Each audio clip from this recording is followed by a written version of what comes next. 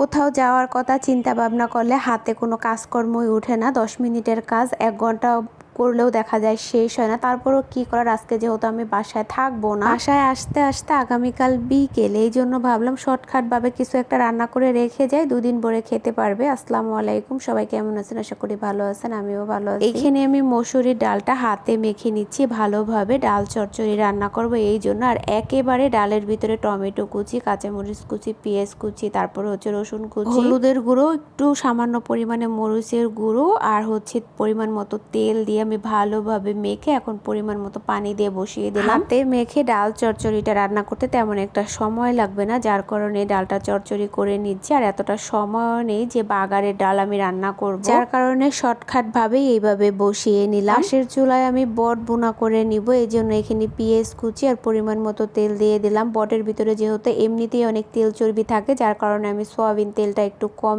Use করলাম এখানে। অতিরিক্ত তেল চিটচিটে খাবারটা খেতে গেলে দেখা যায় জিহ্বাত লেগে যায়, যার কারণে আমি তেলটা এখানে কম ব্যবহার করছি। তো পেঁয়াজটা একটু ভাজা হয়ে যাবার পর এখন এর ভিতরে আমি সব বাটা মশলাগুলো দিয়ে নিচ্ছি। বেশ কয়েকদিন যাবত আমার খালামণি ফোন দিতেছিল আমাকে তাদের বাসায় যাওয়ার জন্য। তো আমি যাব করেও 15 দিনের মতো হয়ে গেছে আর যাওয়া হয়নি। খালামণি একদিন পর পর ফোন দিয়ে খোঁজ খবর নিতে আসছে আমি কেন যাচ্ছি না, কিন্তু বাসায় আমার কিছু কাজ ছিল, ওই কাজগুলো আমি শেষ করতে করতে অনেকটা লেট হয়ে যাচ্ছিল, এই জন্যই যেতে পারতেছিলাম না। ফাইনালি আমি আজকে যাওয়ার ডিসিশন নিয়েছি। তো সকালে খালামণি যখন ফোন দেয় শুনতে পারছে আজকে আমি তাদের বাসায় যাব, ওই থেকে আমার খালাতো ভাই আমাকে 10 মিনিট পর পরই ফোন দিয়ে শুধু বিরক্ত করতেছে। 10 মিনিট পর পর ফোন দিয়ে একদম মাথাটা খারাপ করে ফেলতেছে, কিন্তু কি আর করার, আমি তো আর হুট করেই সকালে নাস্তাটা খেয়ে বাসা থেকে বের হয়ে যেতে পারি না। আর আজকে যেহেতু আমি আর আসবো না, আগামী কালকে আসবো, একটা দিন ওইখানে থাকবো, যার কারণে আপনাদের ভাইয়ার জন্য আমি রান্না করে রেখে যাব, ও যাতে এই 2 দিন সুন্দর মতো খেতে পারে। আমাদের সাথে আপনাদের ভাইয়া যাবে না, আমি আর আমার ছেলে যাব।